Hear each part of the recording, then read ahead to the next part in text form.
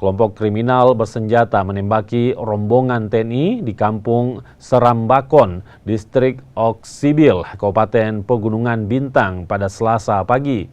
Penembakan terjadi saat personil Satgas Pamtas RI Papua Nugini Yonif 312 KH melakukan perjalanan dari pos Serambakon menuju Oksibil untuk mengambil logistik. Dalam perjalanannya, personil Satgas dihadang dan ditembaki oleh kelompok kriminal bersenjata dari arah ketinggian. Aksi penembakan terhadap rombongan TNI ini diduga dilakukan oleh kelompok kriminal bersenjata pimpinan Ngalum Kupel.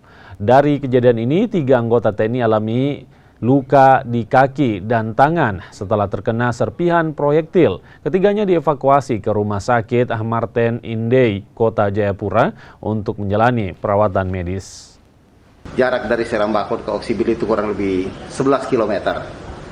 Jalan cukup bagus. Kemudian kurang lebih 3 km dari pos. Di situ ada jembatan.